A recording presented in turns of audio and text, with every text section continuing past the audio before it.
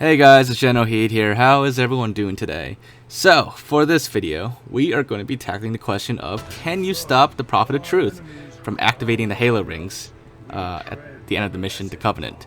So, before we get into that, I need to show you the original cutscene first. You know, unglitched, unmodified, whatever. And before we continue further, I'm just going to mention that you can do this on any version of Halo 3, either the 360 version or the Master Chief Collection version. But anyway, so what normally happens at this part when you enter the Citadel is Johnson is here, he's been captured, and he's getting beat up by a brute chieftain. And shortly after, Miranda Keyes tries to save him, but then Miranda Keyes dies, unfortunately. So at this point, the Prophet of Truth forces Johnson to activate the Ark, which in turn activates all the Halo rings.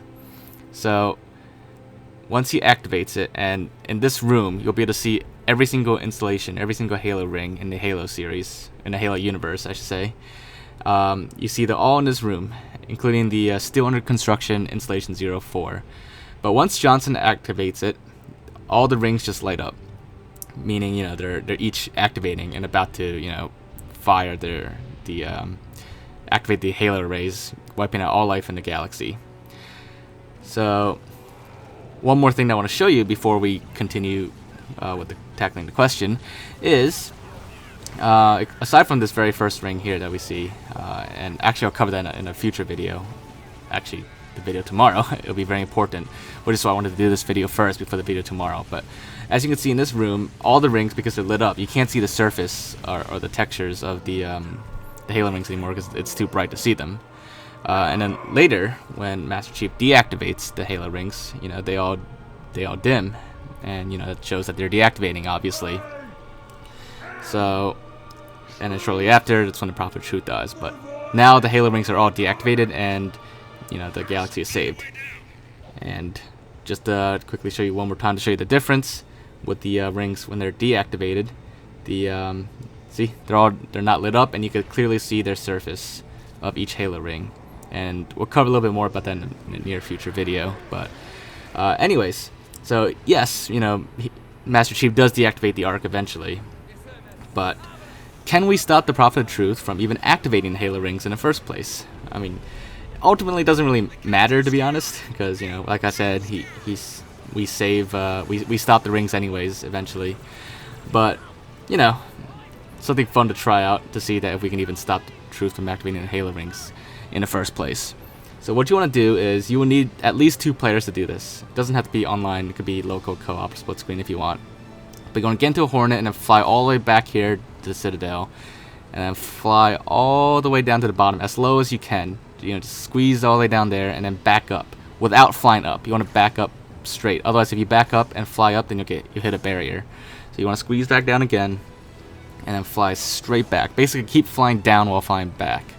I know for people who've never really played Halo 3 before and are playing for the first time on a Master Chief Collection, I know the Hornet controls are a little confusing to some people, so you'll just need to get used to that and figure it out, because I use bumper jumper on Halo 3, so it's been the same since the original Halo 3. But for those of you who've never used the Hornet before, you need to figure out the controls. But once you've flown back far enough, you don't need to fly back too far, just a short distance. Just fly straight up here along the back of the Citadel and stay away from the wall for now. But once you're up here, you want to count these black lines here. So you want to count to 5. So 1, 2, 3, 4, 5, and you want to go to this line right here, and you want to get out. Unless you want to be the sacrifice, but whoever is going to be the sacrifice for this glitch, they need to be in a Hornet, and they want to fly straight down against the wall, along the black line, while you stand over here, exactly where I am. Now, all you gotta do is just stand still and wait as they fly straight down. There's nothing special they need to do. They just need to stay against the wall, against that line, and eventually they'll hit a loading point that will spawn you inside the ring room. And this is the very original time travel glitch,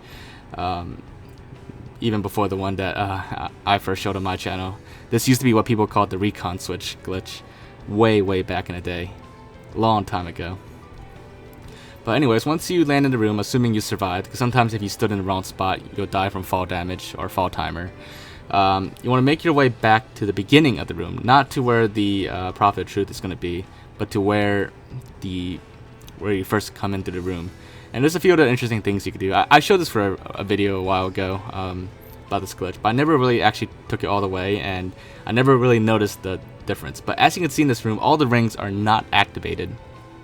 If you remember, when we first entered this room after that cutscene where Johnson was getting beat up and Generalkidd dies, all the rings were lit up because the Prophet of Truth forced Johnson to activate the rings. But now, since we did a time travel glitch and skipped ahead past the cutscene into the room, the rings were never activated, and yeah, we've stopped Truth from activating the rings. Now we just need to go on ahead and load the cutscene to see what happens. So as you can see, the rings are still off at this point. Now do be careful with this glitch because the Flood are your enemies when you do it this way. So if you're playing on a higher difficulty, the Flood will attack you as well. Everyone's your enemy basically. But yeah, so now here we are at the cutscene, and we're just gonna wait for Master Chief to deactivate the rings and see what happens. So keep in mind the rings are already off. They were never activated at this point. So when Chief deactivates it, as you can see, nothing happens. They don't light up or turn off or anything. They just nothing happens. So Chief basically is doing nothing at this point. So just to show you the difference, this is the original cutscene, unmodified, unglitched. See, the rings are lit up before Chief activates it or presses the button, and then here is with the glitch. The rings are already off. So now you can see the difference there. But yeah, so there you have it, guys. It's not too hard of a glitch to do, and it's pretty fun to do. Of course, you need one person to be a temporary sacrifice, because the player in the Hornet does get stuck in what I like to call the time travel void. But really, they're just stuck in solid space. But anyway, so yeah, there you have it. From this point on, the mission is everything's back to normal. But at least we know that what do you call it? The rings were stopped. The Truth never activated the rings at all. And Master Chief, it would have been cool to see like when Master Chief presses the button, he actually turns on the rings instead, because they were off to begin with. But unfortunately, that didn't happen. But hopefully you guys do found this video to be interesting, and if you did, make sure to leave a like. And as always, leave your thoughts in the comments. If there's anything else you want me to check out, just let me know. I'll do my best to look into it. But other than that, make sure to subscribe if you haven't already, and I will see you guys next time. Bye, guys.